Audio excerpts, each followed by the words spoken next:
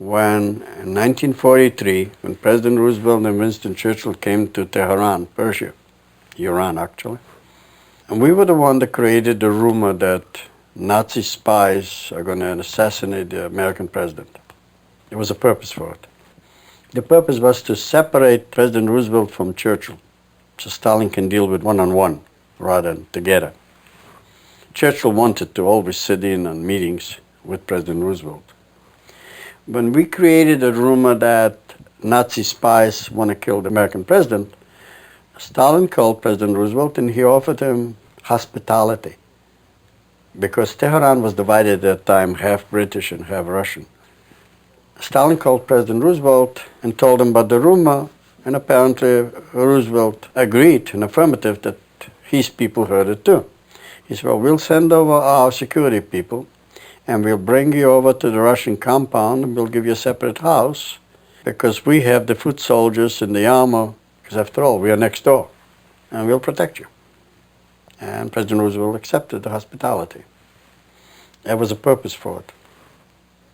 And then Stalin said to me, get in touch with your friend, the partisan, Nazarenko. Get me pictures of the ghettos, concentration camps, railways, bridges, crematoriums where the Nazis are murdering Jews. And I said, почему? Why? Get it. The man says, get it. So you get on the phone and you call this headquarters and this headquarters, and they kept passing on information. And the information came back from Nazarenko, когда вам нужно? When do you need it? And I said, according to Stalin, yesterday. So they sent out their own spies into Nazi territories and they took pictures and they brought it back. So I came in with the pictures to Stalin's study. He says, okay, make a folder. I'm going to invite President Roosevelt an hour earlier before Churchill comes to a meeting. That room is going to be 3 people, the president, you, and me. And I said, what about Pavlov? And he says, didn't you hear what I just said? Yes, сказал. I said it, that's it. And I said, хорошо. So I made a folder, put it in my briefcase. He says, we'll go into the room. I will tell him I have a tummy ache and I gotta go to the bathroom. I want you to tell him that you're a Jew. Tell him I don't know that you're Jewish. Show him the pictures. Take it out of your briefcase and plead with him. Mr. President, I happen to be Jewish. Take a look what the Nazis are doing to the Jews of Europe. Could you please bomb the railways, roadways, crematoriums, ghettos? Let your planes fly from Italy to Russia, and I'll ask Stalin to reload them so they can fly back and drop some more bombs. And President Roosevelt made a remark that it never sat right with me. He shoved that folder back to me and he said, I did not come here to save Jews, I came to help Uncle Joe. When I lived under the Soviets, I was not allowed to practice my religion. I spent 2.5 years in the theological seminary to become a rabbi and follow my father's footsteps. They closed the theological seminary. They closed the synagogue. So I worked under Khruschev and Stalin as an atheist. But I used both of them for my people. I convinced Stalin that if he revives the Zionist movement in Russia, and if and when Palestine becomes a state, you'll be a hero because you supported them. I didn't say support us, supported them. And he says, let me think about it. So if he didn't give me a niet answer, no, you're halfway on the road. Following day, he called me and he says, you're going to have breakfast with me? Breakfast. He was eating potatoes and soup like a pig. That was too much food for me. I said, of course. So I nibbled on it. I had to taste his food anyway. He says, okay, reorganize the Zionist movement. I don't want to know about it. And then pick Polish Jews first. Transport them across the border to Poland and tell them they got to stay in Poland until the democratic vote is taken and we win. Then they can go to Palestine. I'll let them out of Poland. So I did. A lot of those Jews went to Palestine. He wanted me to go with him and join the future Israeli government so he can have a link to the Israeli government. Because I spoke some of the Arab dialects of the Central Asiatic people, I convinced Stalin that should be my territory. I forgot to tell him I like the territory because it's always warm there. Siberia is cold. Urals are cold. Leningrad was cold. Uzbekistan. Even Kazakhstan has cold territory where they send up the Sputniks. But Uzbekistan is a quite nice area. And if you take Uzbekistan, Turkmenia, the Caspian Sea, and then you go across to Iran.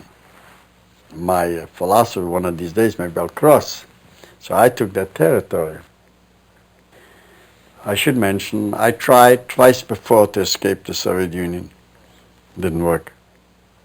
One time when we were in Tehran at the first World War II first conference. I knew when Stalin dies, they're going to clean house in the Kremlin. It's customary in the former Soviet Union. When the head of the Communist Party goes, all his underlings, and I was one of them, they would clear the house. The question is, would they send me to a labor camp or would they shoot me right there? He's faithful, one of them anyway. When I heard that Alger Hiss was spying for the Russians, papers were being drawn up in the Kremlin. There's an agreement between President Roosevelt and Joseph Stalin at the end of World War II in Europe. The Russians were supposed to turn around their armada to the Far East and help the Americans defeat the Japanese. Molotov was furious when Stalin agreed to it. And Stalin said, when the war is over, we'll do what we want, don't worry about it. So we'll wait 6 months, 8 months. Maybe 150,000 more Americans will die, and we'll walk in as liberators, we'll divide Japan, like we did with Germany. And they had notes on Stalin's desk. I stole them. That's what I offered President Truman in return for a trip to the United States. Being that I'm the only one alive from the other side that participated in all 3 World War II conferences, a lot has been written in the Western world about World War II and the World War II conferences. Very few people have all of the information. Stalin never gave anybody an interview. He didn't even give Pravda or Izvestia interviews. They used to release statements, and they printed in those papers in the name of Stalin.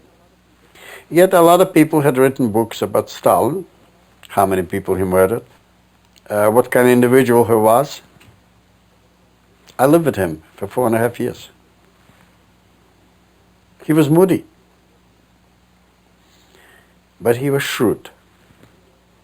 You know, what you've been talking about is an ever-on-running story of one deception after the other. And it leads me to the question about the image we have today that communism has crumbled in the Soviet Union and Eastern Europe. Is this a continuation of the deception, or is this for real? Not all of the communism crumbled.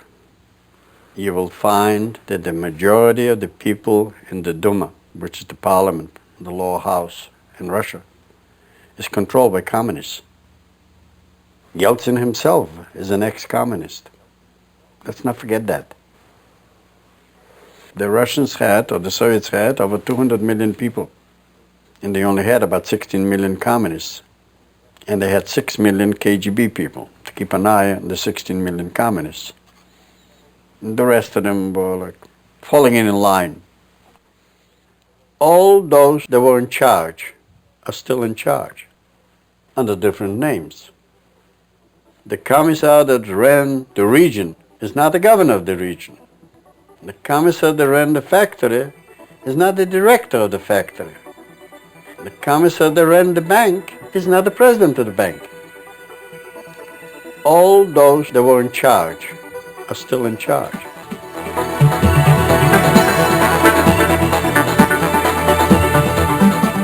This program is from the audio archives of the Reality Zone.